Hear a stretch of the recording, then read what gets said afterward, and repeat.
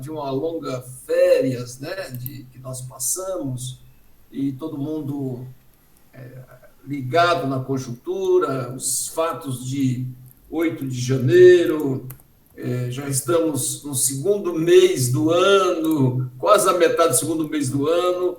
Outro elemento interessante é que, a partir de uma certa juventude, também a cronologia, né, avança, dispara. Né? Ainda estamos quase no metade do segundo mês de fevereiro. E ainda o mês vai mais rápido, agora é a semana do carnaval, e aí vai uma semana também de folia e de alegria, que também faz parte da formação do nosso povo, né? E hoje, nós conversamos muito tarde, ontem à noite, ainda eu acertei com o Alberto, de retomar a partir disso, né? Nesse contexto da conjuntura, qual é o papel dos lutadores e dos movimentos sociais, especificamente dos lutadores, porque às vezes as pessoas nem sempre têm a formação mais ampla desse processo. Então é isso. Certamente algumas pessoas mais vão chegarem, mas tinha gente que até perguntou: Aldo, vai ter mais a formação em dominical? Eu falei: vai, calma, nós estamos numa agenda perreada aqui, entendeu? Hoje tem atividades, mas nós achamos também que a formação é uma coisa fundamental. Não tem a dicotomia entre a ação e a formação, isso tem um conjunto, isso é um contexto geral e contínuo e juntos, né? Trabalhar isso tem que ser a reflexão coletiva ao mesmo tempo. Então, o Alberto vai fazer uma rápida exposição, não sei, dos 10 a 15, 20 minutinhos, e depois nós abrimos a palavra para que as pessoas possam se manifestar. Tudo bem? Alberto, é contigo. Seja bem-vindo, companheiro. Bem, companheiro. Então, bom, de uma hora, a coisa assim, feita assim de uma hora para outra, a gente não tem condição de fazer grandes buscas, né? Mas a gente vai tentar colocar algumas coisas. Primeiro, a gente tem que ver, desde o primeiro governo Lula, analisar a proposta que ele fez já no seu primeiro governo, a própria composição de classe, a composição social do seu governo, para a gente ver qual é o que fazer hoje em dia por parte aí entendeu, das forças militantes, da militância política e social em geral. O primeiro governo Lula, todo mundo sabe que ele, já antes de ser candidato, ele apresentou uma carta ao povo brasileiro, que na realidade era um compromisso de não apoquentar, não aborrecer os grupos econômicos. Ele dizia lá: olha, todos os contratos, tudo que está aí será mantido, será respeitado. Nós não vamos criar nenhum rebuliço, em outras palavras, contra o capital. Vamos fazer as nossas políticas sociais na medida do possível, ver o que sobra do orçamento para fazer políticas sociais, fazer alguns investimentos, para ver se o capitalismo brasileiro se desenvolve mais, para ver se ele avança. No fundo, era isso. E nada de conflito. Estou apostando, em outras palavras, num pacto social, numa convivência tranquila entre capital e trabalho. Aí ele fez, né, isso tudo de uma forma ou de outra. Em linhas gerais, está colocada na carta ao povo brasileiro. E ele respeitou o compromisso, respeitou essa linha, e a partir daí ele não partiu para mexer com nada estruturante, por exemplo, como a reforma agrária, como a reforma tributária e outras reformas. E mesmo em relação à questão do petróleo, ele manteve as concessões de Fernando Henrique Cardoso, entendeu? Os leilões do petróleo, ele fez inclusive mais leilões do que o próprio Fernando Henrique Cardoso. Enfim, ele foi fiel à sua carta. Mas isso ele manteve no primeiro, no segundo governo. Evidentemente que no segundo governo ele avançou mais em relação à questão do social, se desgarrou um pouco de Meirelles, daquela linha de Palocci, e avançou um pouco mais e fez o que algumas políticas sociais, em parte, né, de linha compensatória, em parte indo um pouco além disso. Por exemplo, no caso do Nordeste, teve um peso enorme, a Luz para Todos, né? Teve um papel importante, criou várias universidades, isso também foi importante. A questão da Bolsa Família, apesar de ser meramente, repito, compensatória, uma coisa assim, sem menor significado, mas avançou um tanto nisso. A economia com ele, no seu período, graças às commodities, principalmente da área do agronegócio, da soja, a economia acabou crescendo, o que deixou margem para algum dinheiro para o social, alguma sobra, e acabou saindo do seu governo com mais de 80% de aprovação, apesar de ter sido um governo que não fez nada assim em termos de estruturante, sequer se aproximou das propostas da reforma de base de Jean Goulart. Não, fez um governo composto não só por setores de centro-esquerda, os setores petistas, mas um governo que foi um governo composto por setores da burguesia, setores do capital. Enfim, foi um governo de classes sociais, um governo de composição de classes sociais. Uma coisa que tem que ser colocada é o seguinte: é ver se cobrar de Lula, porque que Lula não incentivou os movimentos sociais na época, não aproveitou o seu próprio governo para uma melhor organização do povo na sua luta. É que não estava. Isso, inclusive, seria um desrespeito à própria Carta. Se a Carta é um compromisso de classes sociais, um compromisso com todas as classes, você não pode, a partir do conteúdo da própria classe, da própria Carta, você fazer mobilizações. Aí você, inclusive, entraria em conflito, claro, com os aliados de direita. Você entraria em conflito. Existe uma coisa que jamais os aliados de direita ou de centro-direita iriam aceitar, é que um governo, né, aliado, um governo de composição, fosse um governo, entendeu? Partisse para o incentivo à organização política do povo, assim, para, entendeu? Rumo a novos momentos. Olha, a classe dominante, que fazia parte do governo, isso aí significa dizer, é um desrespeito, é jogar contra nós, e jamais aceitaria isso. Consequentemente, você não poderia esperar do governo que o governo fosse partir para um trabalho de mobilização. Muito pelo contrário, ele fez alguma certa cooptação e procurou fazer um governo de paz social. E esse foi os dois governos de Lula.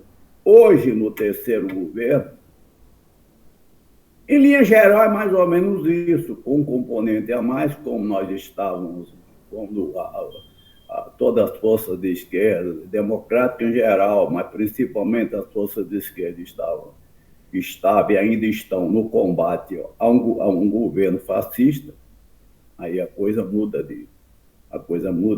partir de 2016, a coisa muda de caráter, na medida que você teve um golpe que teve o seu segundo momento com a prisão de Lula e a eleição de Bolsonaro, como se esse segundo momento fosse o AI-5 do 2016. Entendeu? A radicalização do golpe de 2016 se deu com a prisão de Lula, entendeu? E com a prisão de Lula e com a eleição de Bolsonaro.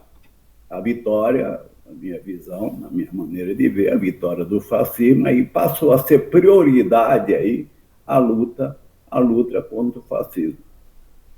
E o governo e a candidatura de Lula veio como uma candidatura, não propriamente uma candidatura de esquerda, mas uma candidatura de uma frente ampla, algo parecido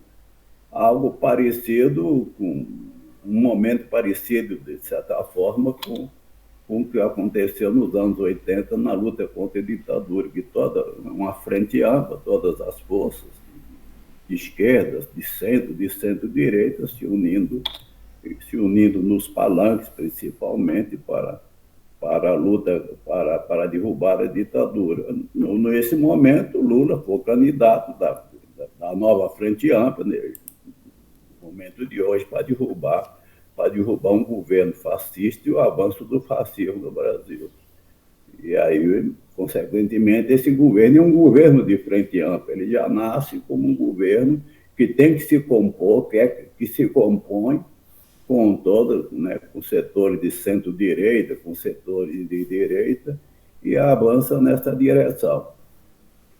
Isso faz com que, não só, né, com essa frente ampla, se tenha derrotado eleitoralmente o governo fascista, como essa frente ampla ainda se mantém. Ela se mantém ainda na luta contra o fascismo, para levar aí uma suposta derrota final, entendeu? Continua contra isso, mas não só isso, é o governo que tem que fazer, que fez uma composição governamental, com o ministério, com a participação dos setores dessa frente ampla, com setores de direita, e com um agravante de tudo isso, que permanece, e piorado ainda, o Congresso de direita, mais de direita talvez do que nunca, a não ser no período da ditadura, e é como se houvesse, não do ponto de vista formal, é claro, é como se houvesse dois governos. Olha só o problema que a classe trabalhadora está enfrentando. Você tem um governo de caráter progressista, que tem o propósito de fazer algumas políticas, entendeu? No sentido de avançar as conquistas do povo, inclusive até de mexer com a reforma da Previdência, na medida do possível, com a reforma trabalhista. E você tem, do outro lado, uma espécie de outro tipo de governo, que é o governo legislativo, que é o Congresso. O Congresso trabalha, tem lá a sua proposta de, por exemplo, de manter todas as regalias, todos os privilégios, principalmente do capital financeiro, não mexer em nada, entendeu, na reforma trabalhista, não mexer em nada na reforma da Previdência, não mexer em nada nas privatizações, entendeu? Não mexer em nada na taxa de juros, garantindo todos os privilégios, principalmente do capital financeiro. É como se fosse um outro governo, é um embate de dois governos, sendo que o governo Lula é obrigado a se submeter à regra do governo 2, que é o governo do parlamento, que tem um outro projeto. É um conflito de projetos. Sem falar do Banco Central, que corre por fora, como um terceiro governo. Com a sua independência, ele vai jogando de acordo com as demandas do capital financeiro. Ele vai jogando. Olha, o capital financeiro, que é 13,75%, é isso que vai ser. E não adianta o governo chiar, porque nós estamos independentes, nós somos num outro governo. É como se fosse um conflito de projetos. Imagina a situação da classe trabalhadora para enfrentar essa situação, para enfrentar esse quadro. Esse quadro de três governos, entendeu? Dois de direita, especificamente de direita, é o Banco Central, o Legislativo, e o governo Lula ali tentando tirar alguma coisa disso. Querendo, entendeu? Fazer uma política econômica de linha mais social-democrata, uma política econômica, entendi, com uma certa presença do Estado nos investimentos, com uma certa presença do Estado nas políticas sociais, mas em conflito com o Banco Central e em conflito com o Parlamento. E por aí o governo vai apresentar, né, nessa linha de subordação, de refém, como dizer que é de governo refém do parlamento, ele vai tentar alguma coisa, como a reforma tributária, por exemplo, aplicando aí algum imposto progressivo, alguma coisa, encontrando a resistência enorme no parlamento, vai encontrar, não sei em que medida que essa reforma tributária vai passar. Os próprios aliados, tipo Globo e outros, estão cobrando de que ele respeite regras fiscais, que ele não se meta a fazer gasto, a socorrer povo, a socorrer povo, prejudicando o capital financeiro, diz a Globo, diz a CNN, diz a Bandeirante, diz a mídia do capital. Não se meta. É para já que nós estamos querendo aí um chamado marco fiscal. Queremos já isso agora. E Lula está aí dançando na frente disso, está chiando, está reclamando, falando do Banco Central. Ainda não está reclamando dos seus aliados do parlamento, que não, entendeu? De onde ele não vai tirar grandes coisas.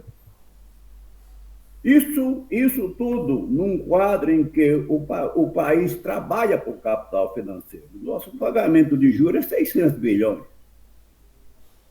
É 600 bilhões de reais só de juros. O povo brasileiro trabalha para pagar dívida, trabalha para o capital financeiro.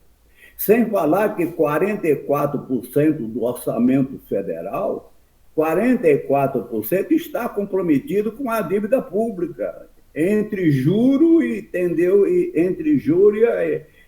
serviço da própria dívida, serviços outros da própria dívida, cerca de 2 trilhões. Está comprometido. O que é que sobra num quadro desse? Isso é um fenômeno que está acontecendo com o capitalismo no mundo todo, e se aprofunda mais em determinada região do que em outra, mas acontece. O que é que sobra com essa subordinação ao capital financeiro nacional e internacional? O que é que sobra para o povo? Sobra migalhas. O que sobra é migalhas. Por aí não é difícil a gente calcular até onde vai a questão da própria política contra a fome. Até onde pode ir, né, nesse quadro, por exemplo, a política de moradia. Até onde vão essas políticas públicas? Se o que tem é sobra. Isso sem falar que essa sobra, inclusive, está aí sob chuva e trovoada, na medida em que o país vai terminar o ano que vem com um déficit fiscal enorme, como já terminou agora. O país vai sair mais devendo do que agora. Hoje está quase 80% do PIB. O que é um país que está subordinado, que trabalha para o capital financeiro, que abarca tudo, abarca o setor industrial. Hoje, quem está na indústria está associado ao capital financeiro. A época é do imperialismo. A época é imperialista. Não tem esse negócio de indústria separada do capital financeiro, com independente, está amarrada. Inclusive, o industrial é o indivíduo que investe no banco, faz especulação financeira, trabalha não só com o expediente da produção, mas com o expediente da especulação. Enfim, o que é que sobra nesse quadro para o povo? O que é que sobra? Inclusive, sem falar da questão política, da composição do governo, que é uma composição de entender como aconteceu no primeiro e segundo governo, uma composição de todas as classes sociais, entendeu? Com a prevalência do setor do capital. Esse setor, com apoio da mídia, da sua grande mídia, que vai procurar se impor, e com o parlamento que tem, com o Banco Central que tem, vai, entendeu? Vai tentar e vai conseguir ditar as regras. Daí a chamada reforma estruturante, tipo reforma agrária, tipo a própria reforma tributária, reforma da educação, essas reformas acontecerão? Eu não estou acreditando. A não ser que haja aí que entre o papel papel dos movimentos sociais, dos lutadores. Eu não sei que nós, os lutadores, que as esquerdas em geral, entendeu, vão para cima do Congresso, fazer um trabalho constante de pressão para arrancar alguma coisa desse Congresso, por exemplo, uma reforma tributária razoável, pelo menos. entende? Recurso para educação e saúde. Educação e saúde está aí com cerca de 300 bilhões, a metade do que nós pagamos de juros. A metade do que nós pagamos de juros da dívida pública. A metade, é o fim do mundo. A gente paga muito mais juros do que o que a gente gasta com educação e saúde. É o dobro. É o dobro. Como reverter isso? Só tem um jeito de reverter isso. Sem abrir mão entendeu? Da questão da luta, para cada vez mais minar as forças fascistas, até rumo à sua derrota final, ou pelo menos o seu grande enfraquecimento de um lado, e de um outro lado fazer movimento, entendeu? Em cima dessas demandas. Por exemplo, eu espero que o movimento Sem Terra volte, entendeu? Não há porque tem um governo aliado, é um governo que a gente ajudou a eleger, que a gente vem apoiando. Não é por isso que o MST deve parar as suas lutas. E não é por isso que o pessoal da educação deve parar a sua luta, que a classe trabalhadora deve parar a sua luta, porque sem essa luta não se vai arrancar um mínimo desse Congresso. Não se vai, entendeu, reverter a política do bolsonarista que dá no Banco Central. Sem essa luta não vai acontecer, nada vai acontecer. Então, o papel da esquerda agora é se mobilizar, não é ficar tranquila porque elegeu um governo democrático, um governo de centro-esquerda, entendeu? Não é ficar tranquilo por causa disso. Até porque, para esse próprio governo tirar o mínimo, né, e o Lula tem colocado algumas suas inquietações, justiça se faz em relação a esses entraves, inclusive via Banco Central e outro, entendeu? A coisa do mercado, essa figura que ninguém sabe quem é, mas a gente sabe quem é, mas não aparece a cara. O tal do mercado que a Globo todo dia fala, que a mídia fala, olha, o mercado está aí, ele está reclamando, não manda dinheiro para trabalhador, não manda dinheiro para pobre, porque se você mandar dinheiro para pobre, e o meu dinheiro, e minha taxa de juros, e o financiamento do agronegócio, que sempre, inclusive mesmo no governo Lula, recebia muito mais dinheiro do que, por exemplo, a agricultura familiar. A agricultura familiar recebia em torno de 30 bilhões no governo Lula, o agronegócio recebia em torno de 80 bilhões. Entendeu? Então, o mercado é isso. O mercado é capital, é principalmente o capital financeiro, os grandes monopólios, toda essa especulação. E que diz, olha, eu até concordo que faça alguma coisa para matar a fome do povo, mas cuidado, sem mexer com a lógica fiscal entendeu? Com a nossa lógica fiscal. É preciso. Vocês querem acabar com o teto de gasto? Tudo bem, mas coloca uma coisa parecida. Coloca alguma coisa parecida aí no lugar. Enfim, o quadro não é bom. O quadro é bom no sentido de que houve uma vitória, né, eleitoral, que derrotamos o governo fascista, que inclusive está com medo, né, o seu presidente está com medo de voltar ao Brasil. Tudo isso é importante e essa luta contra o fascismo tem que aprofundar, porque não se existe um trabalho da burguesia, entendeu? Extremamente contra a classe trabalhadora, chama-se fascismo. A burguesia como um todo, com o seu projeto chamado liberal, tudo ela é sempre contra a classe trabalhadora, mas com o fascismo a sua política contra a classe trabalhadora chega ao nível do terrorismo de Estado. Consequentemente, o fascismo a gente tem que estar atento para isso e fazer a luta contra o fascismo noite e dia. Tudo bem, mas, ao lado disso, não abrir mão das demandas. Uma das lutas que a gente tem que fazer é reverter a reforma trabalhista na medida do possível, pelo menos. Reverter isso. Reverter a reforma da Previdência, que é uma das grandes derrotas da classe trabalhadora, foi essa reforma da Previdência. O indivíduo tem que trabalhar, às vezes, até o fim da vida. Quando ele vai se aposentar lá no céu. Vai se aposentar lá no céu. Se aposenta lá, depois de morto, ele vem a aposentadoria dele. Tudo bem, já não está morando mais aqui com a gente, está lá em outro astro. Então, é preciso... E o problema da privatização? Este escândalo que foi a venda, a entrega, não foi nem venda, a entrega da Eletrobras.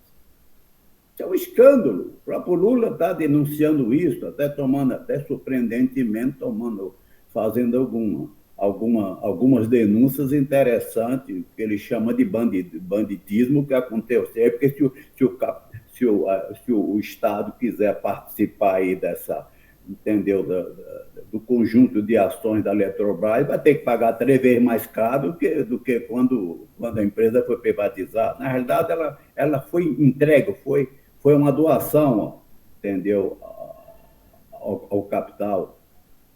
A questão, por exemplo, houve no caso da Petrobras uma série de coisas terríveis, como a privatização da BR, como a privatização aí, com subavaliações, né, por exemplo, da refinaria da Petrobras.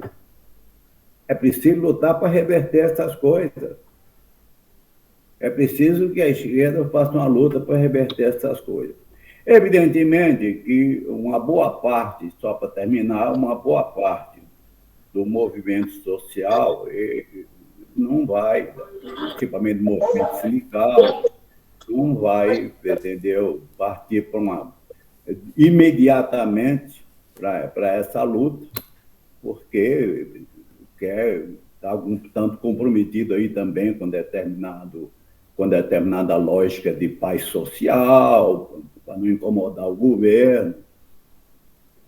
Eu não estou dizendo que se faça uma política social contra Lula nesse momento, não estou dizendo isso, mas eu acho que a esquerda não pode abrir mão, inclusive levar Lula a compreender. Aliás, Lula chegou a colocar, justiça se faz, ele chegou a colocar no encontro com as centrais sindicais que elas têm que fazer a luta. No outro governo, Lula não falou isso. Que ela tem que fazer a luta. E ela colocou isso. Pelo menos no nível de discurso, ele colocou isso. Então, apesar de ser um governo de pacto social, de composição de classes, entendeu? E carregando as contradições inerentes a essa composição, Lula chegou a colocar isso. Então, isso pode estar no nosso discurso. Olha, o próprio presidente, entendeu, nos adverte da importância da luta para que as coisas aconteçam. Então, é isso aí, em linhas gerais, o que eu tinha que colocar, entendeu? É isso aí. Axé. Axé. Falou, Roberto. O Roberto fez os companheiros que chegaram agora, o Roberto fez uma comparação entre o primeiro e o segundo governo e os desafios naquela ocasião e os desafios postos agora diante de uma conjuntura de combate ao fascismo. Trouxe dados extremamente importantes. E aí nós vamos abrir, então, para alguma pergunta ou considerando das pessoas que aqui estão, tá bom? Tá perto. Alguém quer falar? Uma dúvida? Fala, Kátia, pode falar. Eu queria saber, Alberto, se existe alguma maneira de mudar essa independência do Banco Central, se o povo se unindo, os sindicatos, se existe uma maneira da gente mudar essa situação. Tem mais alguém? Odaci? Bom dia, Alberto. Prazer em revê-lo. Eu penso que é a primeira vez esse ano que a gente se encontra virtualmente, se encontra à distância, né? A nova modalidade. Mas eu estava agora aqui num afazer doméstico e estava falando, se eu não fizer, a gente não encontra quem faz. O mato aqui estava quase entrando dentro de casa, e é uma bicharada louca, você tem que dar um jeito. Aí eu Eu não gosto de mata-mata, mas eu tive que passar porque eu não estou aguentando capinar, viu? Eu já estou ficando velho. Mas é o seguinte, nós temos visto aí, e acho que a Kátia fez uma provocação agora, de um debate que é um debate muito longo, né? O Banco Central controla os juros e com os juros, lógico, não há um avanço, não há um crescimento, não há uma melhora para a população por conta dessas questões. E a gente tem observado e visto por parte da imprensa, claro, e por parte da elite, a crítica do Lula, ou melhor, criticando o Lula por ter feito uma crítica ao Banco Central, a questão da taxa de juros, etc. e tal. Por quê? Porque para a elite, o que é gasto eles querem o tal do controle social, ajuste fiscal, porque para controlar e manter a população mais pobre, classe trabalhadora, cada vez mais dependente desse sistema e das migalhas. Eu não consegui ouvir a exposição do Alberto, mas já imagino um pouco da linha de raciocínio, de pensamento. E uma das coisas, Alberto, que eu na última fala sua, de que com o encontro com o movimento sindical, que o Lula faz esse estímulo, que a classe sindical é para lutar, e provavelmente, eu não sei de que forma também o movimento sindical vai reivindicar pelo menos uma recuperação, porque a quebra do movimento sindical com uma retirada do imposto sindical foi exatamente já desde 2016, desde o golpe, que eles vêm tramando isso, inclusive com parte dessa chamada classe trabalhadora, porque para mim o Paulinho da Força nunca foi classe trabalhadora, né? A farsa sindical aí é um negócio meio esquizofrênico, desde do Luiz Antônio Medeiros, o Magri, que ninguém nunca mais ouviu falar nele, nem dele. Então é um processo muito louco.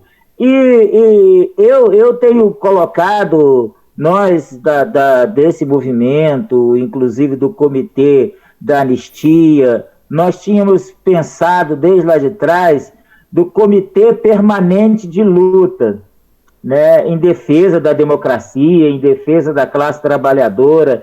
E eu penso que essa proposta de recondução do Comitê Popular de Luta, o Comitê Permanente de Lutas, ele vai ter que ser, a gente precisa restabelecer isso, né? Agora a gente precisa provocar um encontro do movimento popular com o presidente Lula, com o governo, para que isso tenha permanência e tenha questões concretas. O que nós estamos precisando?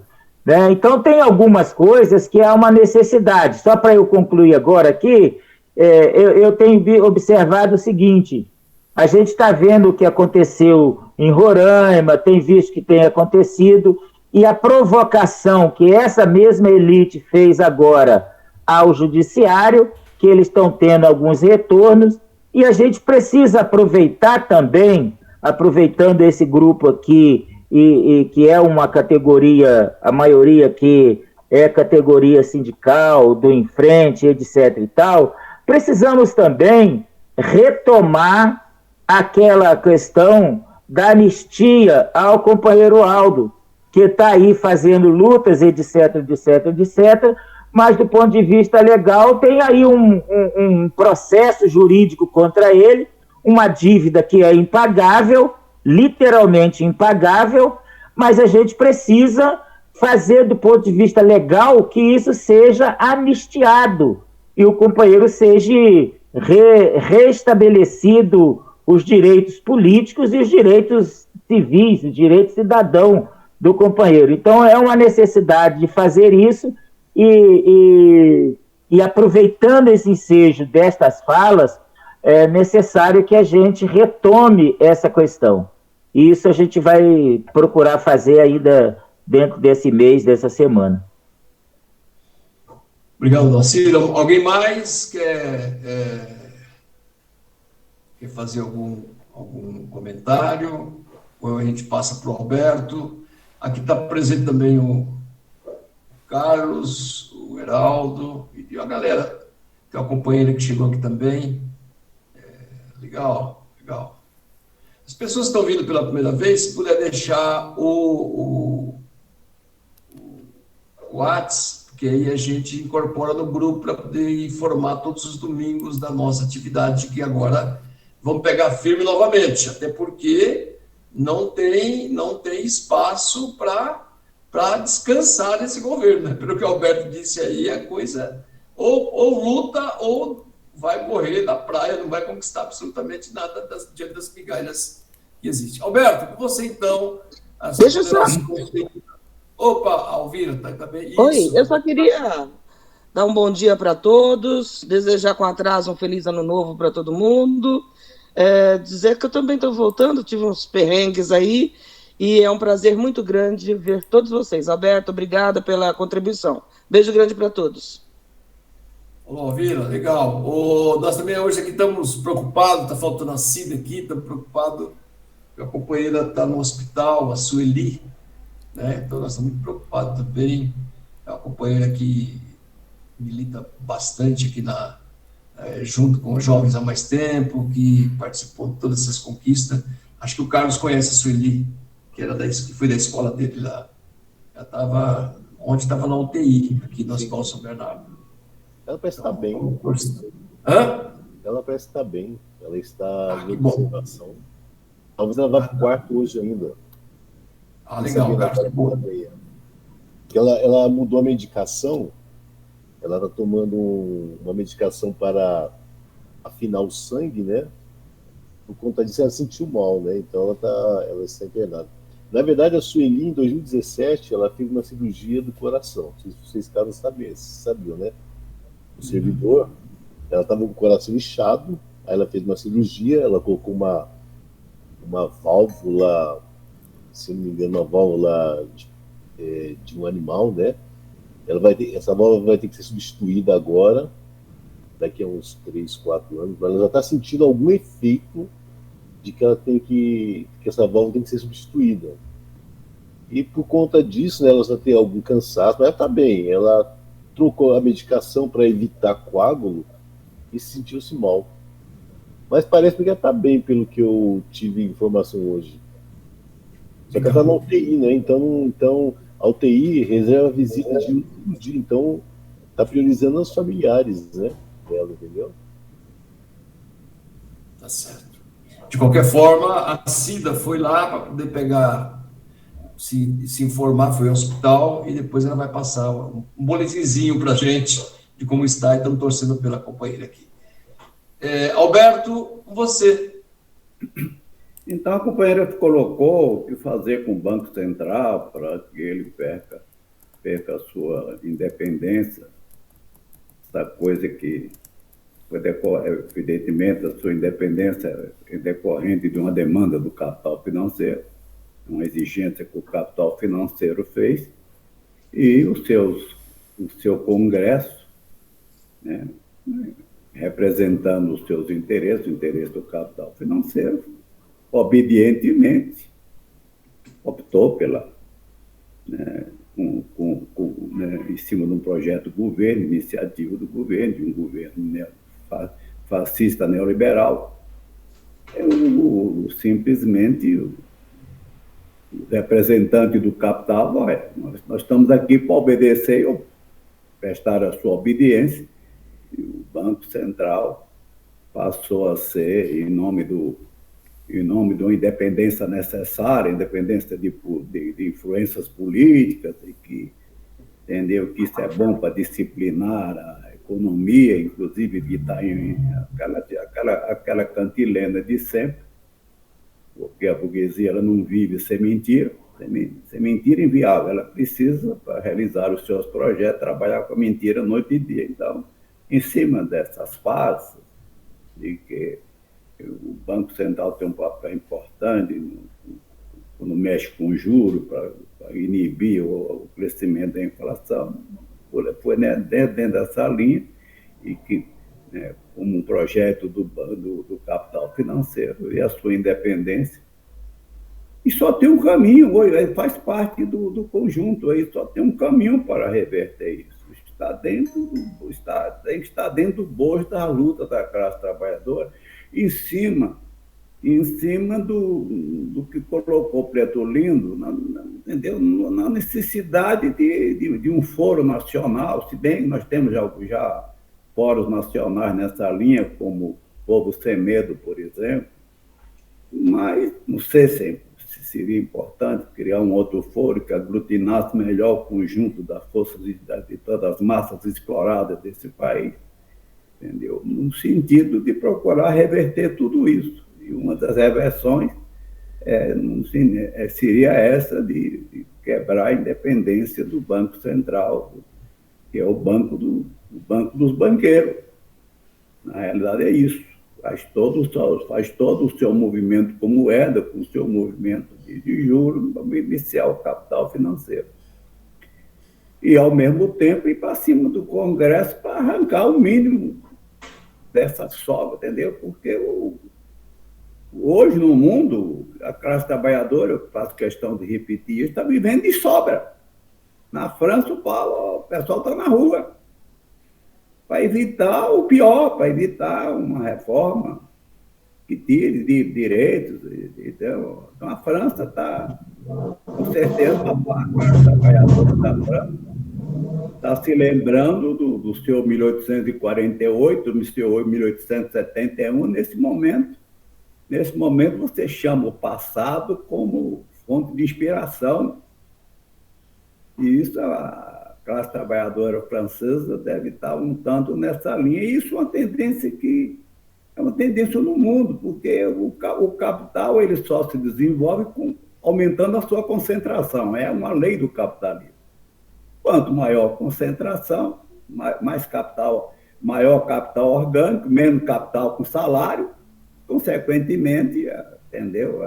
Aumento da situação da classe trabalhadora vai cada vez mais piorando no mundo, ao ponto de nós temos hoje, aí, todo mundo sabe disso, mais de 30 milhões de pessoas entendeu? Em estado de fome no Brasil. E isso é um crescendo no mundo, que às vezes as pessoas ficam pensando, não existe em algum lugar um paraíso capitalista, imitemo-lo. Não existe nada disso, existe. A classe trabalhadora está tendo que chegar a um novo momento da sua luta, inicialmente reativo, mas num segundo momento vai ter que partir para a ofensividade. Não tem outro caminho. Não tem outro caminho. É fácil, não é? Não se faz isso por decreto, não se faz isso só porque tem vontade, claro. Política é ciência, política não é brincadeira. Você não vai fazer isso só porque está com vontade, depende de conscientização, de organização. E a classe trabalhadora vai ter que avançar para isso agora. No primeiro momento, elegendo governo de centro-esquerda, enfrentando o fascismo, entendeu? Fazendo essa... De um lado, procurando eleger um governo de centro-esquerda, é o nível de consciência da classe trabalhadora hoje. Tem que enfrentar o fascismo, ter uma compreensão de que não existe um movimento da burguesia tão extremamente contra a classe trabalhadora do que o fascismo. O fascismo veio para isso. O fascismo veio para dizer o seguinte, olha, a democracia burguesa, se você não está conseguindo controlar a classe trabalhadora, nós controlamos. Nós temos um estado de terror, de terror ideológico, de terror policial, um Estado racista. Nós temos um Estado para acabar com essa brincadeira de liberdade sindical, liberdade da classe trabalhadora, de movimentação da classe trabalhadora, porque essa movimentação tende a avançar, entendeu, para uma fase superior, e isso é terrível, que é a vitória, que é a conquista do socialismo. Então, isso não. E quem pode evitar isso somos nós, o fascismo. Essa é a proposta, a proposta que a burguesia trouxe no começo do século passado. Nós oferecemos ao capital um estado de terror.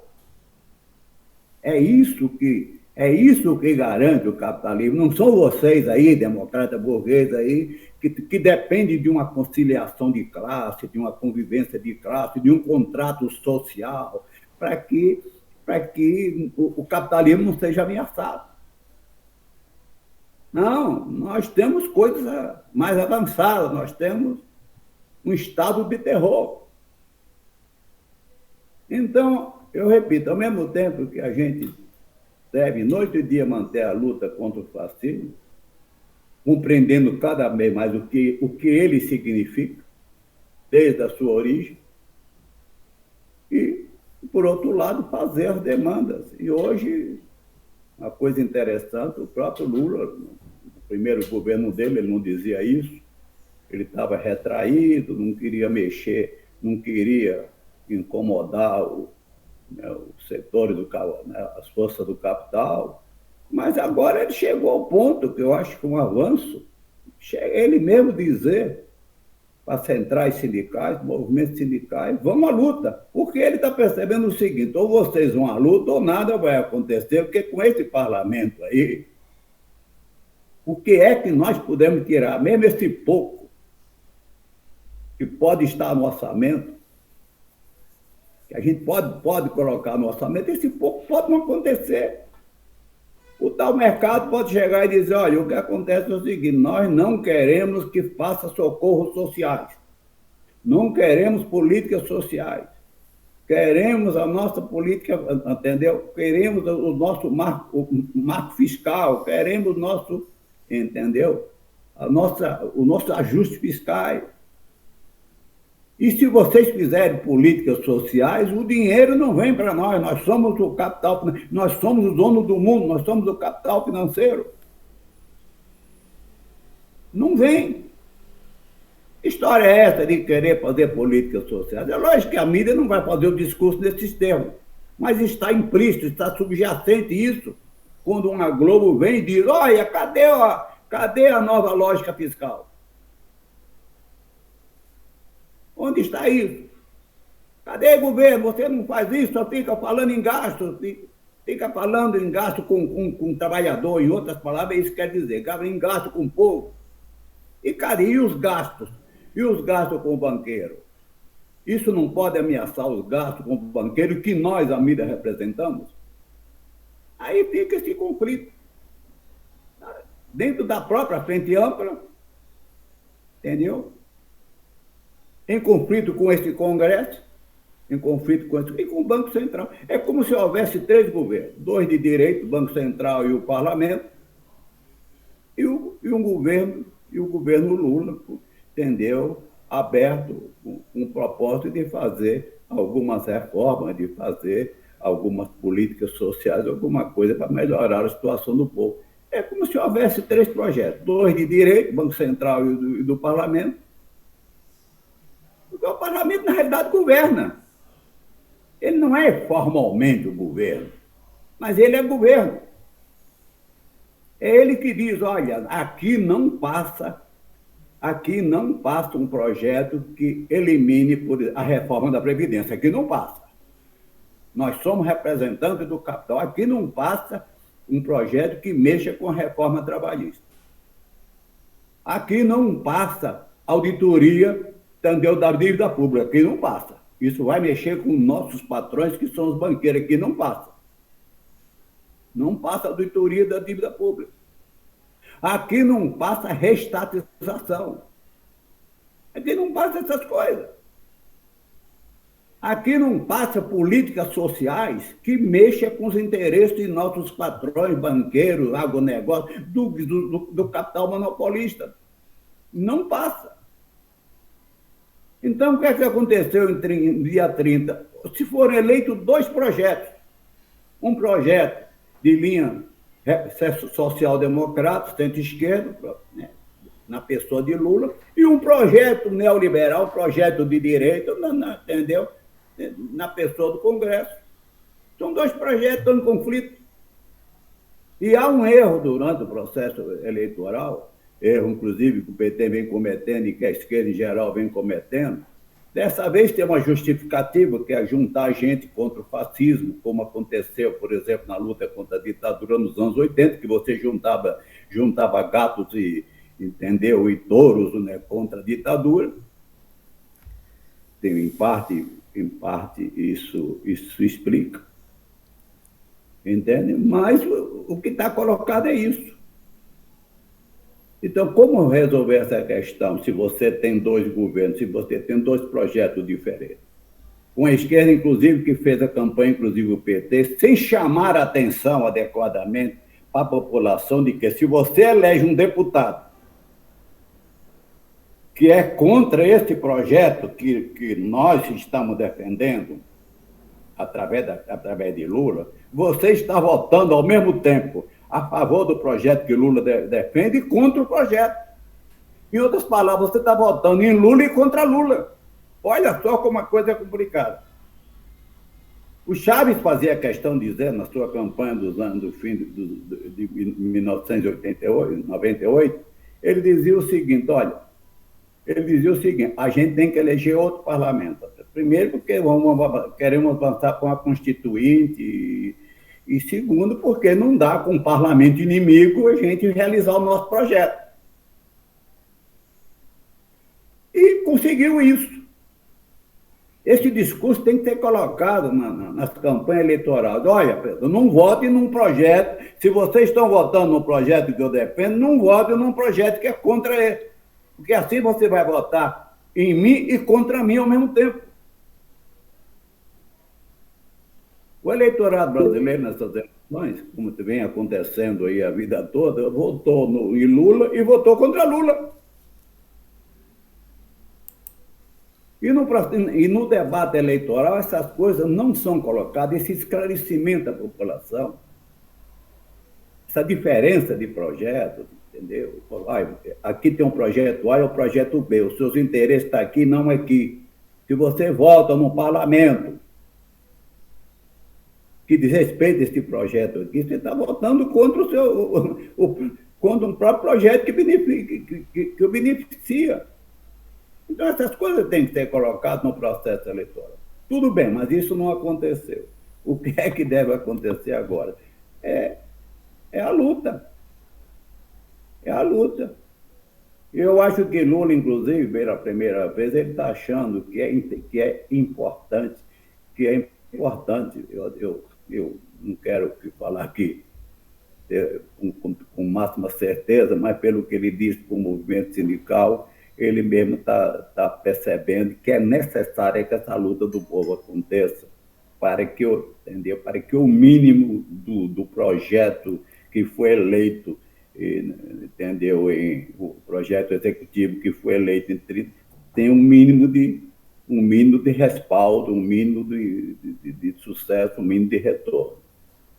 Eu acho que o caminho para os lutadores são esses. De um lado, a luta contra o fascismo e, do outro lado, procurar, entendeu, trabalhar no sentido de que as suas demandas sejam, no mínimo, entendeu, que tragam, no mínimo, um mínimo de resultado necessário. É isso aí. Ok, Alberto. Um companheiro que não fez uso da palavra, gostaria de falar. Neuza, Carlos, companheiros que aqui, caso queiram fazer uma consideração, fica à vontade. Queria só rapidamente, aí depois já passo a palavra para o Daci, só ter alguns comentários. O que o Alberto levanta é interessante porque É o que nós percebemos, mas nem sempre nós conseguimos aprofundar esse debate, que é o debate da configuração da representação política no país, né?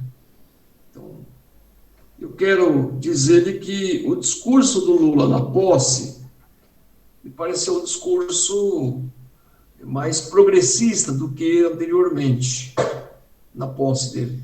Ele levantava o aspecto social, dizendo de que não existe democracia com fome, com a miséria, com a exclusão, né?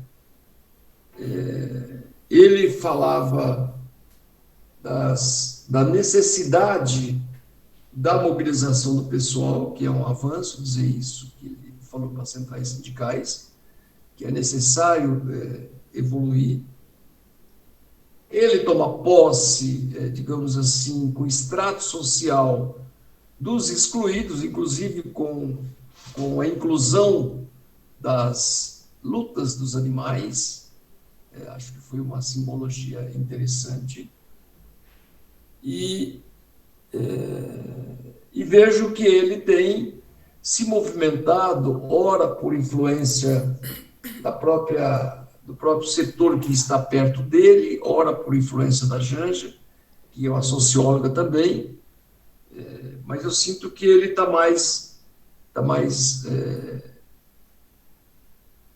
consistente, né? Até porque também não tem muita saída nesse quadro que o Alberto levantou aqui. Eu diria que no primeiro governo Lula, eu me lembro de uma reportagem do Meneghelli, Jair Meneghelli, que foi presidente da CUT. Ele falava que o maior erro do movimento sindical foi eleger o governo Lula e se acomodar no governo. Esse é o maior erro, porque é exatamente nesse governo que a classe trabalhadora tem que impulsionar a sua luta para arrancar as conquistas, porque é um governo seu, que foi eleito pelos seus, né? Ele falou: o que aconteceu? Nós simplesmente ficamos esperando, sob o pretexto de não criar dificuldade para o governo, né, avançaram os outros setores na militância e nós ficamos aqui sem uma pauta. Não se mexeu um ano na carga horária, né, no trabalho. Não se conquistou absolutamente nada. Quer dizer, 40 horas semanais não veio para 39, para 35. Não avançou absolutamente. Na reforma agrária, ele falou: o que avançou? Foi pior do que no governo passado, né? Nesse momento, você percebe que o próprio Stedler também fala da importância do movimento continuar organizado, a criação de comitês. O Lula chama atenção nas centrais porque ele tem clara essa leitura, porque você tem o governo do parlamento, você tem o bloqueio do Banco Central e você tem um governo também loteado com as forças reacionárias. E assim que eles acharem o seu interlocutor, eles vão sair do barco e construir uma alternativa pelo centro-direita e pela direita.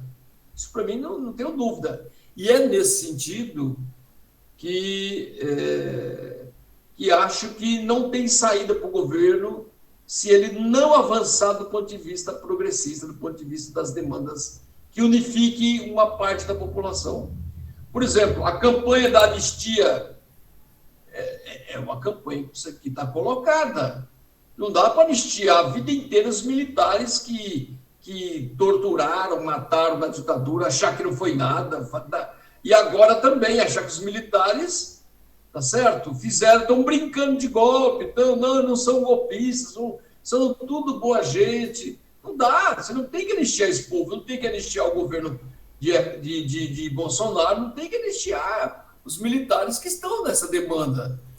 Agora, eu estou, inclusive, participando do comitê com o Safatli, que está trabalhando esse debate da anistia. Não podemos trabalhar com isso, né?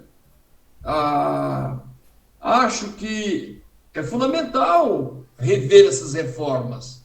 A reforma da Previdência, a reforma trabalhista, E para nós, a educação não tem como perdurar, continuar essa reforma do o novo ensino médio, a BNCC. Isso é um absurdo do ponto de vista da contradição da educação, né? Que foi a BNCC e a nova reforma do ensino médio, exatamente as reformas golpistas de Temer, implementada pelo seu governo, e, enfim. Então, agora, as pessoas não têm essa leitura, as pessoas ficam achando de que Lula ganhou a presidência, tá bom, vamos ficar esperando agora que ele vai resolver.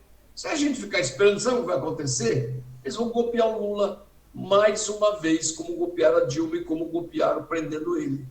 Porque o fascismo não está morto no Brasil, muito pelo contrário, está extremamente organizado, localizado, e está, inclusive, com os filósofos da extrema-direita e o Bolsonaro, juntamente com o Trump lá nos Estados Unidos, reorganizando uma nova ordem mundial, enquanto o Lula tenta, com o Biden, fazer isso, mas nós sabemos também os limites do progressismo que o governo americano tem.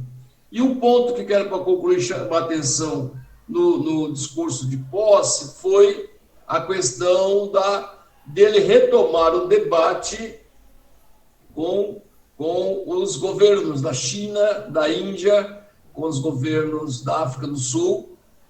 Acho que foi também um ponto importante no debate dele, e agora me parece que indicou a Dilma para representante ou coordenar o banco desses governos, dessa experiência política que tem, na minha opinião, um papel importante dentro de uma nova geopolítica mundial. Aldacir, para a gente ir concluindo, e o Alberto para as considerações finais, comentários e considerações finais. Aldacir. Oi.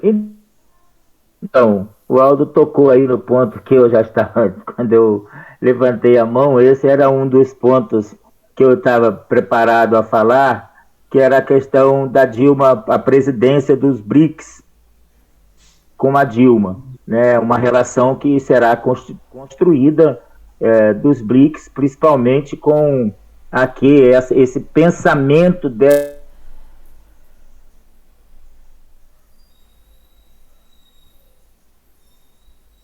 Esse é um ponto que a gente também precisa entrar nele.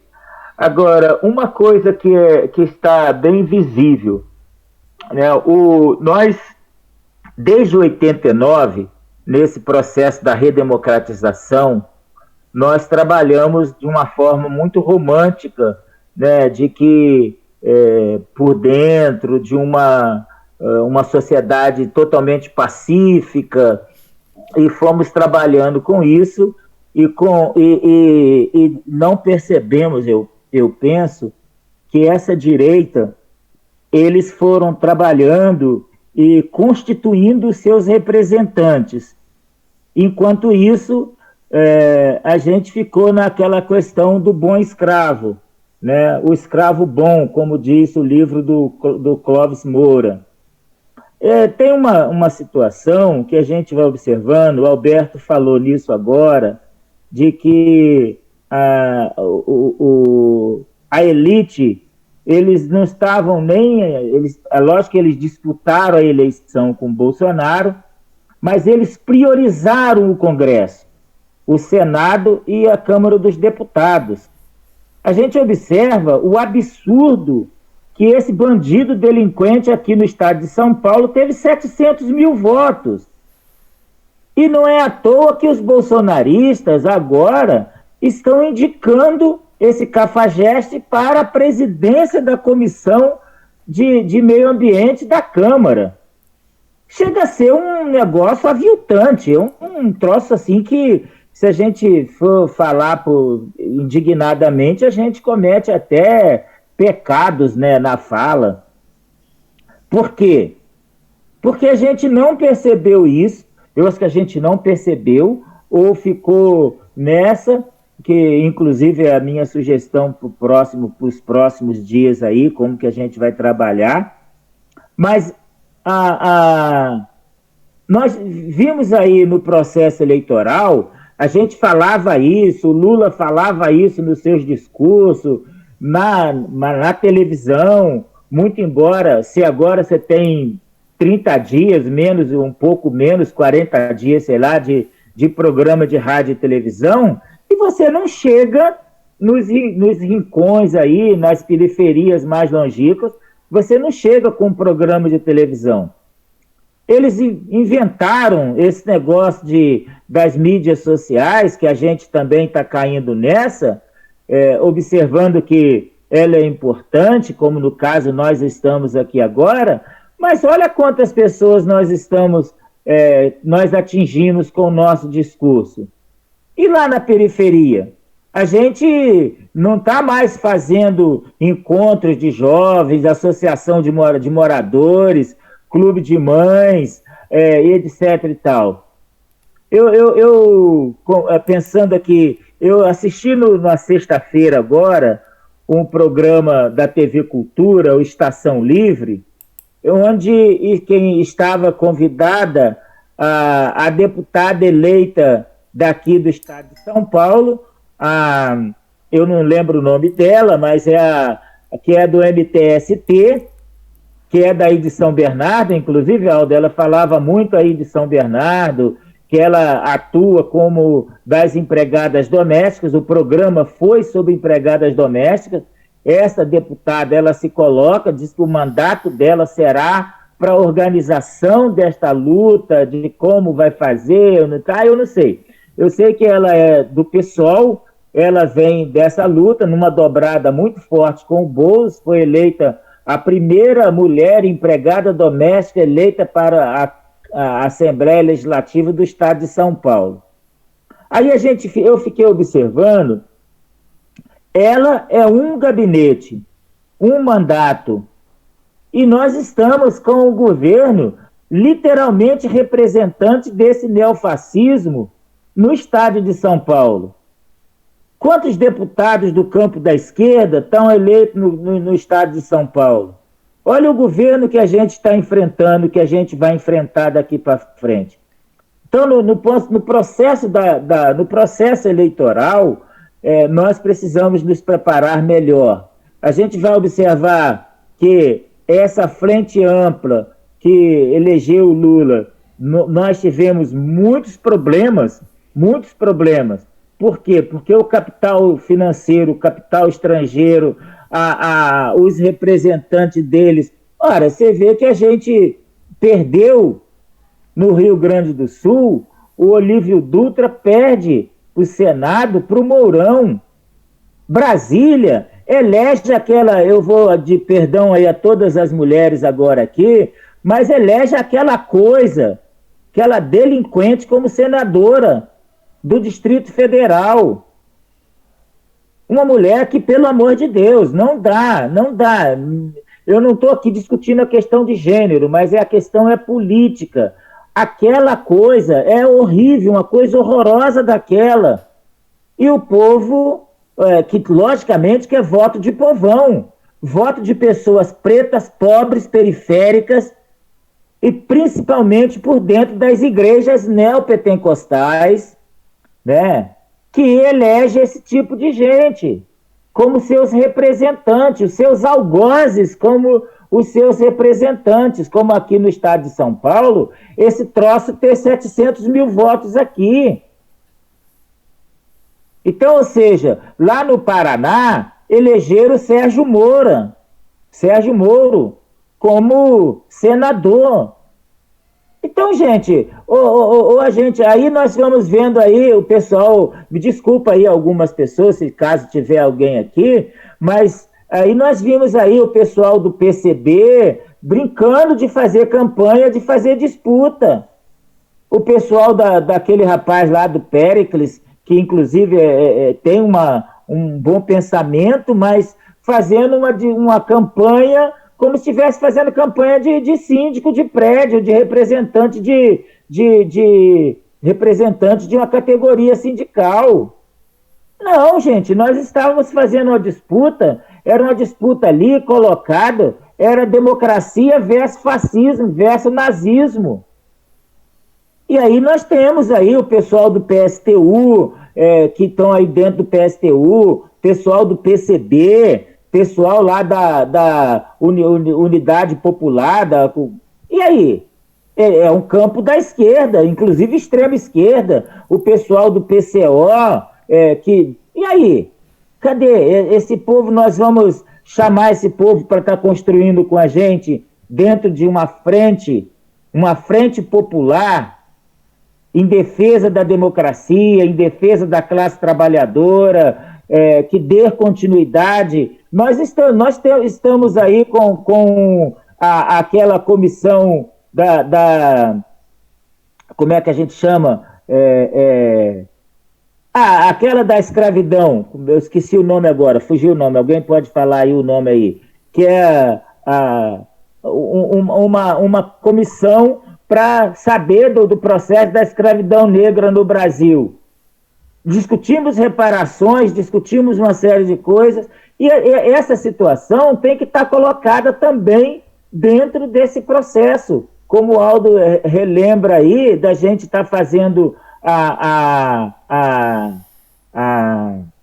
esse debate por dentro da classe trabalhadora, nós estamos aí agora com o ministro dos Direitos Humanos, essa fala que a gente não pode realmente anistiar bandidos, não podemos anistiar esses caras que massacrou a gente o tempo todo.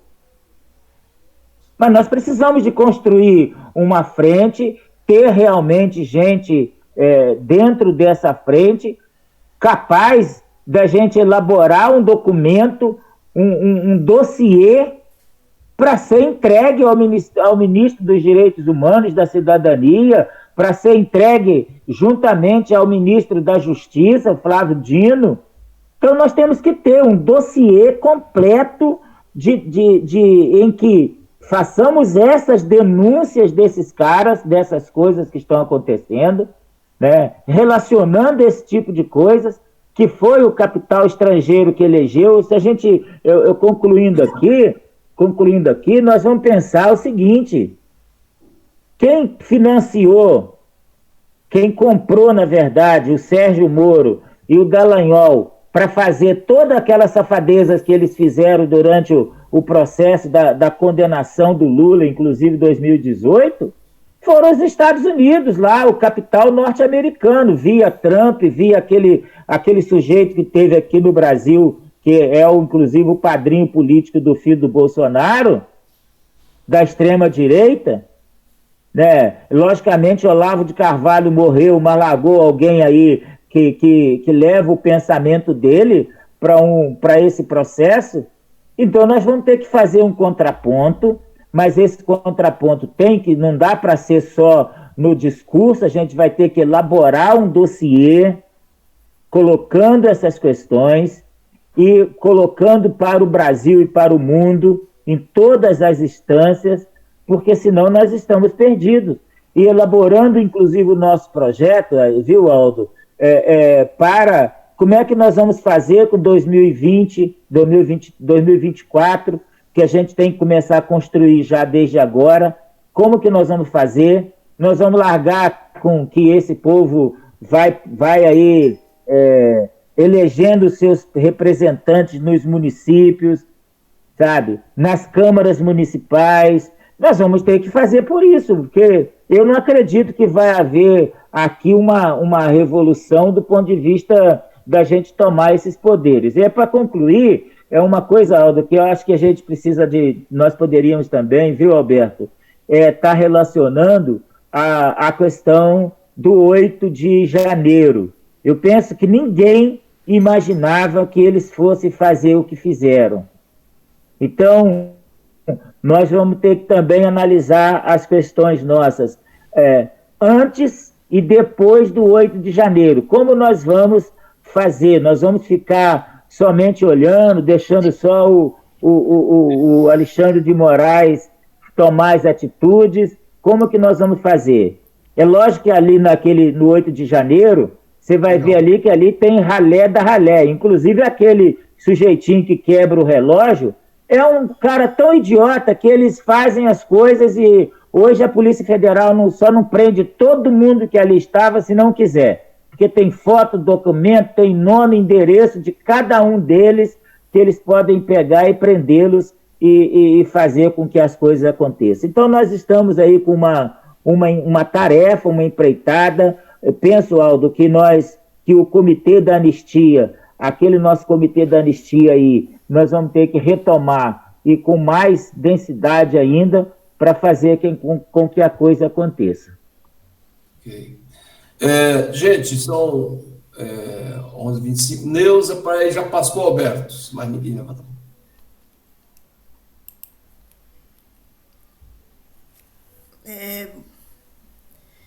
Bom dia para quem eu não disse antes, né? Quem chegou depois. Eu acho que sim, eu acho que diante da exposição do Alberto, diante de todos os comentários do Aldo, do Aldacir, da Kátia, todos que ajudaram aqui, não tem muito mais a acrescentar, né? Eu acho que a exposição do Alberto, ela levantou o problema, fez uma análise perfeita, né, da atual conjuntura.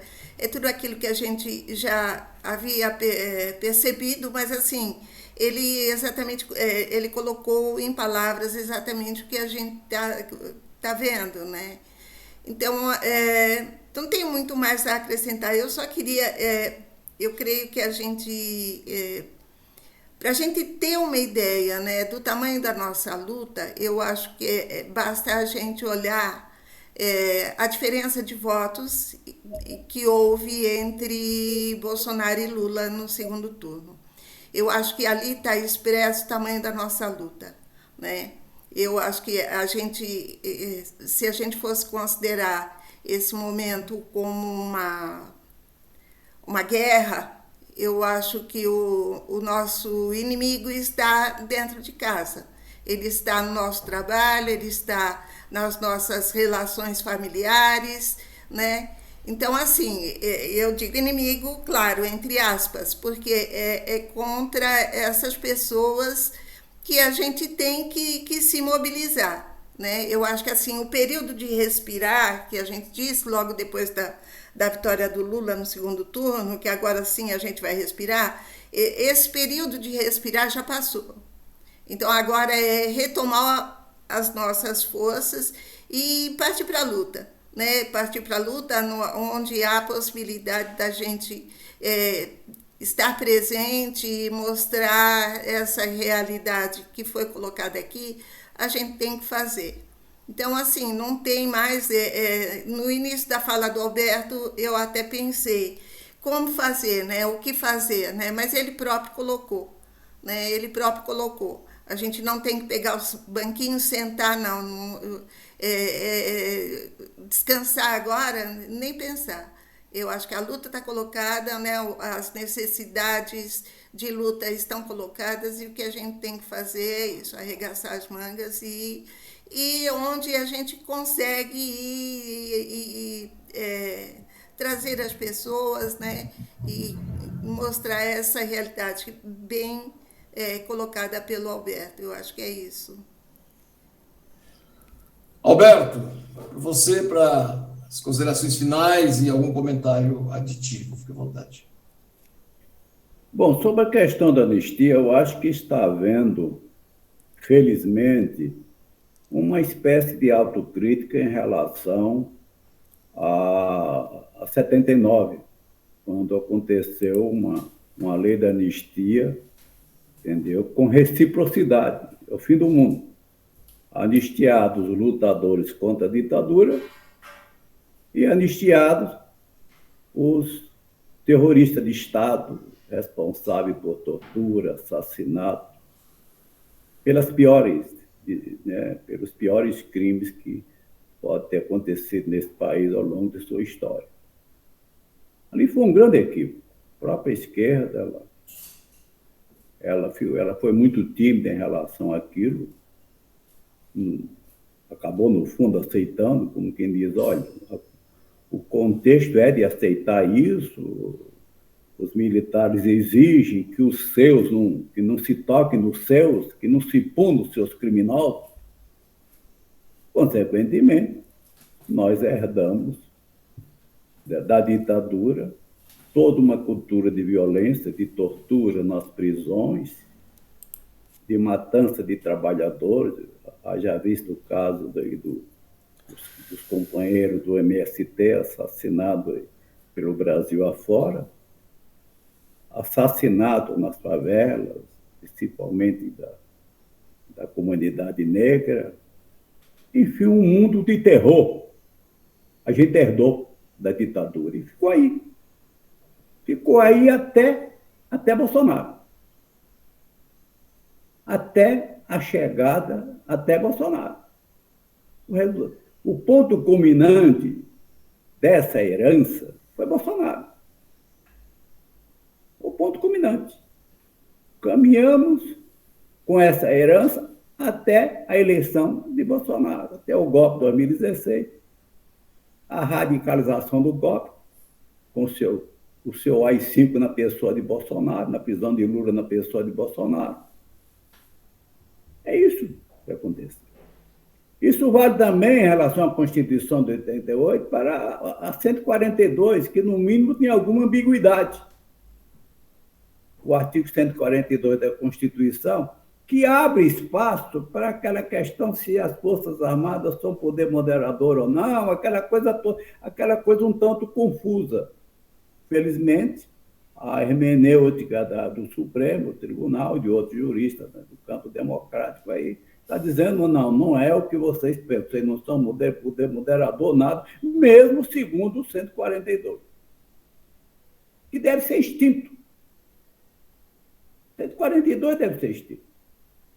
É aquela velha mania, coisa de mais de um século, desde Marechal Deodoro, e muita gente tem feito essas considerações, das Forças Armadas tutelar o povo brasileiro. Como quem diz, para defender o capital, é preciso uma força que tutele esse povo. E tem vários expedientes que a burguesia usa para defender os seus interesses. Às vezes é uma democracia formal, às vezes recorre ao seu setor militar para que esse tutele ou dê golpe de Estado,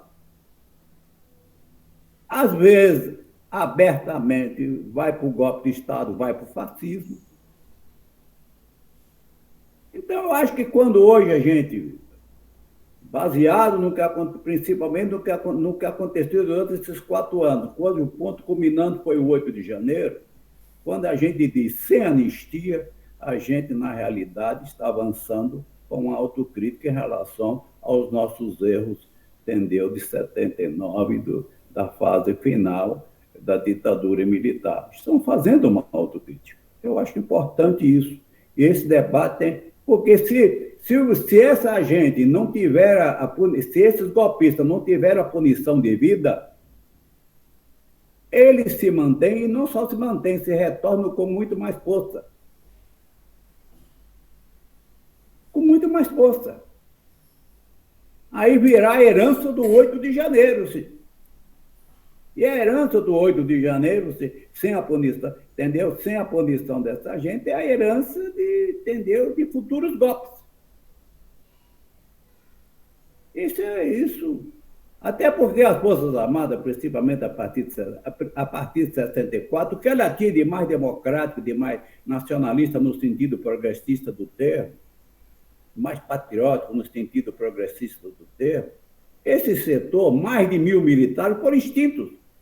Foi extinto. Mais de 1.000 militares, com mortes, com tortura, com expulsões, todo aquele setor mais democrático e até de esquerda que existia dentro das Forças Armadas, setor legalista ligado a lote, setores de esquerda que tinha herdeiro da luta pela campanha do petróleo é nosso dos anos 40, toda essa gente foi extinta da Força Armada. E não surgiu um setor progressista até hoje dentro das Forças Armadas. As Forças Armadas brasileiras hoje é uma das piores da América Latina. Não tem foi extinto o seu setor mais progressista e mesmo legalista nessa linha, foi extinto pela ditadura militar. Estava dentro do projeto da ditadura fazer uma limpeza dentro, entendeu? Tirar o que tinha de mais avançado dentro da sua conformação. Então, essa questão da anistia é muito importante. Que a gente entendeu? Trabalhe no sentido de que não fique entulhos do 8 de julho, não sobe entulhos.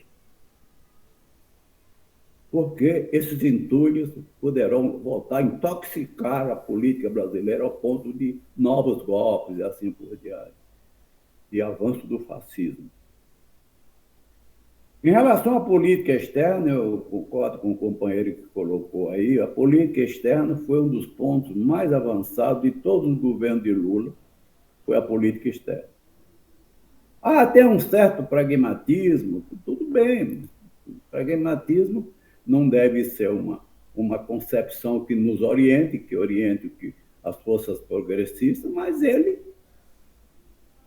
é colocado, principalmente, um governo progressista, que não é revolucionário, que não é socialista, ele não vai abrir mão de um certo pragmatismo, principalmente quando se trata de um país que é uma das economias maiores do mundo, hoje deve ser a 11ª, que é o Brasil, com um relativo grande capital financeiro, com grandes indústrias, com agronegócio, que faz a disputa aí no mundo, faz a disputa na África, quer avançar seu capital em direção à África. Não é por acaso que o governo Lula financiava essas empresas no sentido do capitalismo brasileiro avançar. É um subimperialismo. Mas é aquela história, tem que ver dialeticamente as coisas, mas foi um avanço, foi algo progressista, algo importante, a política externa de Lula, fazendo negócios sem discriminação, fazendo comércio com os diversos povos, os diversos países, independentemente, eu acho isso mais do que correto, a China também vai por essa linha, independentemente de que tipo de regime existe nesse ou naquele país, que tipo de orientação política existe nesse ou naquele país. Que é a posição da China. A China vem avançando no mundo com essa política, ela avançando na África, avançando na América, com essa política. Eu não quero discutir linhas ideológicas, entender o sistema de governo, eu não quero nada disso. Eu quero fazer negócio com o mundo, essa é a linha da China, esse é assim que a China vai impondo o seu imperialismo manso, o seu imperialismo percebe, respeitando a autodeterminação dos povos. Eu acho que a diplomacia brasileira, no governo Lula, avançou muito nessa direção. E eu acho que foi muito importante. Boa relação com Cuba, boa relação com a Venezuela, e do mais, contra o bloqueio a Cuba, contra o bloqueio comercial à Venezuela, entendeu? Contra essa política dos Estados Unidos de xerife do mundo, entendeu? Associado aos seus aliados da Europa, que procura formar um bloco imperialista, entendeu? Que vai além do próprio Estados Unidos. Em relação a Dilma, a questão de Dilma está dentro da disputa, da China versus Estados Unidos, uma disputa aí, é a disputa das potências aí que sempre houve. Não é porque o sistema é o mesmo, é o sistema do capital, que não haja disputa entre as potências. Houve disputa, a Alemanha, a Itália, todos os países fizeram disputa pela partilha do mundo, na época colonialista, e ao ponto do resultado ser a Primeira e a Segunda Guerra Mundial. Hoje, dentro de um outro contexto, de uma outra forma, existe uma disputa entre as potências, China, principalmente a China de um lado, os Estados Unidos do outro. E quando a China vê a vitória de um Lula, que a China se entusiasma, ela não diz isso porque não faz parte do seu discurso diplomático, porque pode parecer interferência, a China não joga por aí. A China é, bom, nada melhor para o governo chinês, para o BRIC como um todo, que você tem uma presidência do Banco do BRIC, entendeu? A egressa do Brasil, que é, entendeu, um dos países mais importantes do próprio BRIC, que integra o próprio BRIC, e você tem uma presidência de confiança, entendeu? Principalmente da China, não só da China, como da Índia também. Então, está dentro, é uma demanda que vem do próprio BRICS, liderado pela China. Em relação à questão dos indígenas, evidentemente que não existe proteção da Argentina sem a proteção da vida dos índios, da Argentina, da Amazônia, sem a proteção da vida dos indígenas. Sem isso, não basta você declarar uma boa vontade, que faz uma política do meio ambiente, de defesa desse pulmão mundial, que é a Amazônia, que com maior parte no Brasil. E não basta dizer isso, é preciso uma política efetiva de defesa, de proteção dos indígenas mesmo, né? Proteção, inclusive armada, se necessário for, e caminha para isso, já está começando a acontecer e caminha para isso. Sem a proteção dos indígenas, não existe proteção do meio ambiente, coisa nenhuma.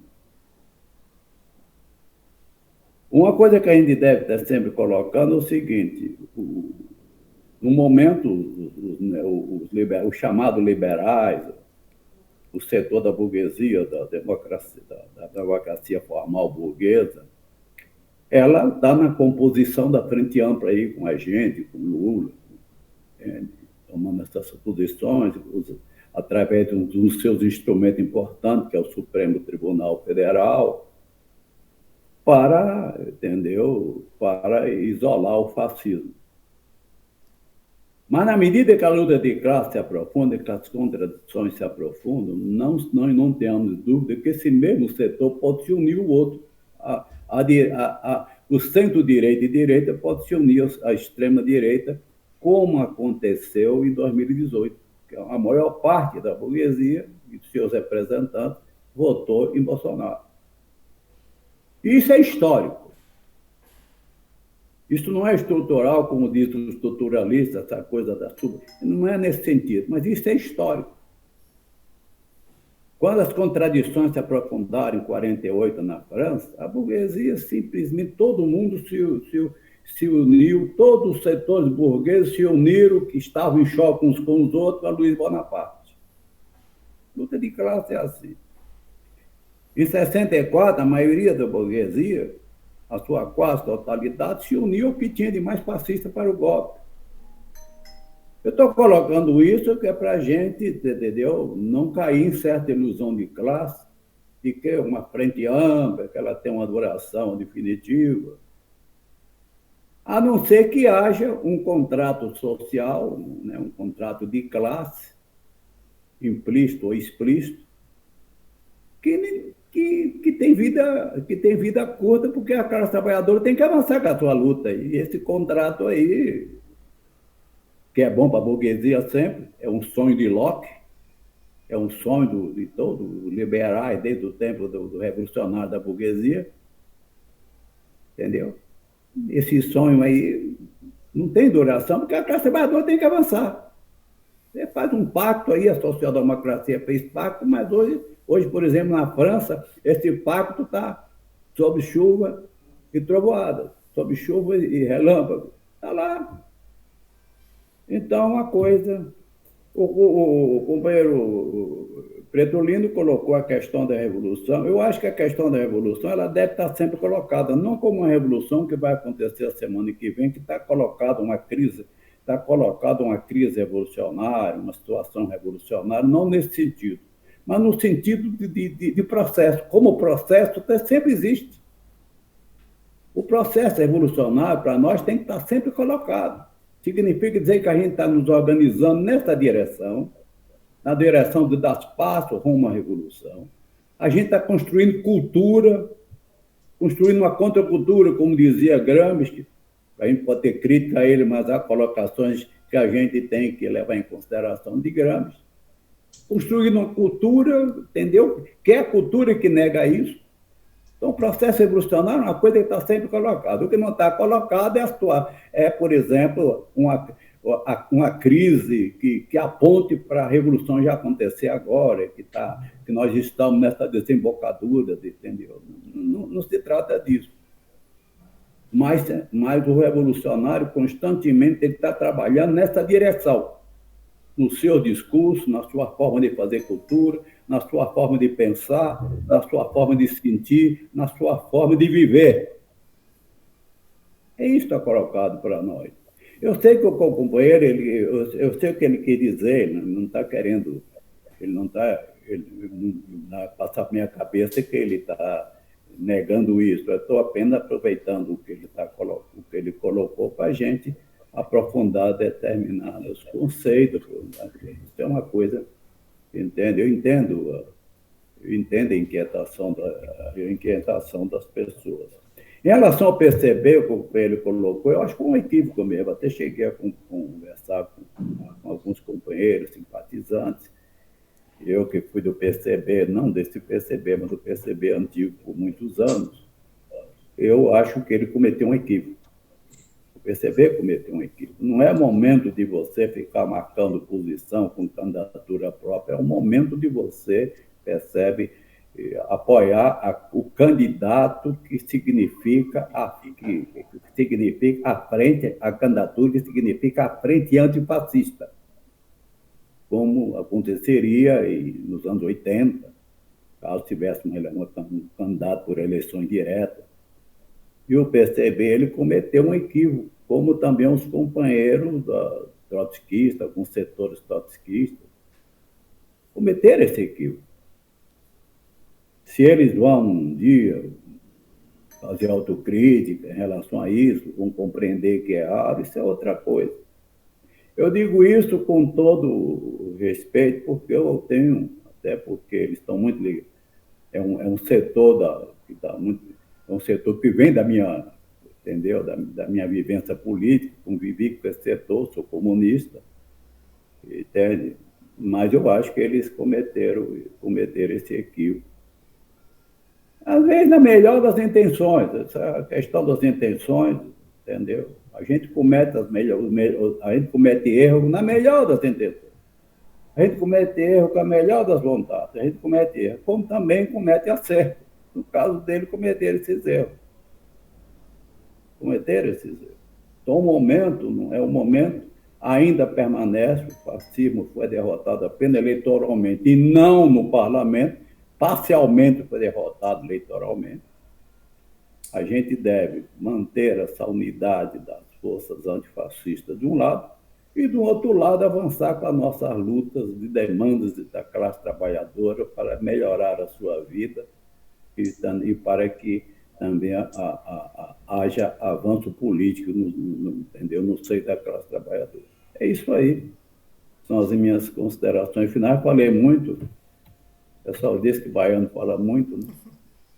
Então, eu falei muito, mas é assim. Axé. Axé, Alberto. Gente, Alberto, eu queria pedir para você o seguinte, como nós estamos começando o ano agora, para nós, só encaminhamento final, que você teria como fazer, foi pedido aqui, a Neuza está gravando nossas atividades, você poderia fazer, por exemplo, um pequeno texto da sua fala, para nós começarmos, inclusive, a divulgar o que foi a primeira atividade praticamente do ano e as subsequentes também nós vamos tentar dar uma aprimorada, não só ouvir, mas também fazer a disputa desse mundo do metaverso aí, das redes sociais, que também é um espaço a ser ocupado, a ser disputado também. Claro que temos que ir para o movimento social, mas hoje todo mundo tem um celular, entendeu? E todo mundo, grande parte, é orientada por essas ferramentas das redes sociais. Teria como você fazer um resumo daquilo que você falou? Pode ser? Um resumo do que eu falei hoje, né? Isso, pode ser? Eu vou fazer poucas linhas, né? Poucas linhas. Não, tranquilo, fica à vontade. 5 ou 6 linhas, 5 ou 6 linhas tá bom. Isso aí do jeito que fala demais, escreve demais também, meu. Exato. A outra vez que eu pedi para ele fazer um texto para colocar lá no vídeo, ele colocou acho que umas 30 páginas. Claro que eu coloquei o texto porque foi muito importante. Mas não precisa ser tão grande, não. 6, 7 linhas tá bom, resumindo a tua fala. Legal. Com 6, eu não sei se eu tenho esse poder de síntese todo de fazer com 7 linhas. É difícil. É difícil. Olha. Mas uma coisa que eu acho que... Só para a gente encaminhar aqui, gente, estamos fechando, Aldaci, estamos fechando já, que já não tem mais consideração final do autor, entendeu? Do expositor. Dá para falar. Não, eu só estou dizendo o seguinte, que é importante se a gente vai...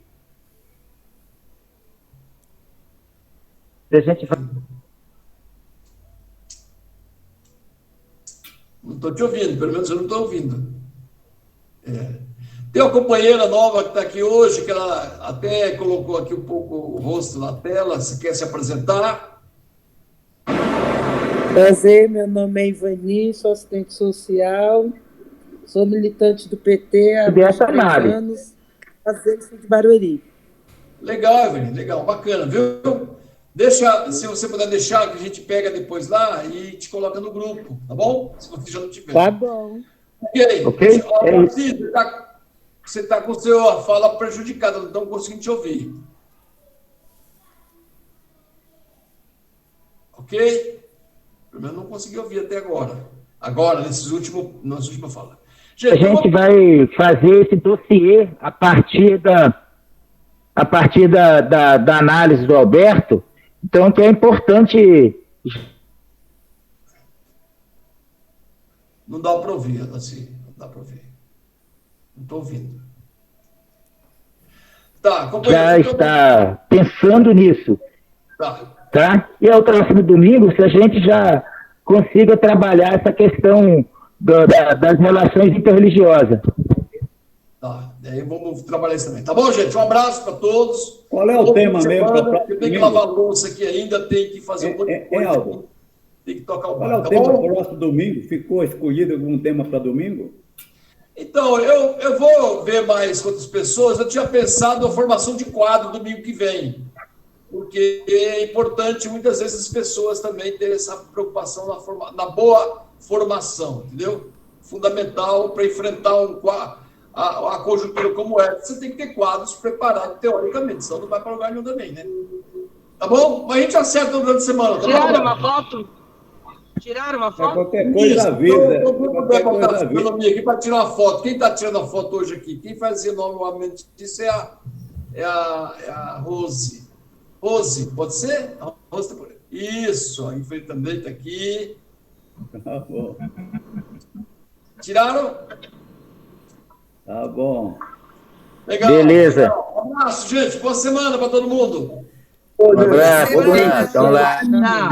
Até amanhã, Alda. Até amanhã, Neuza. Até amanhã.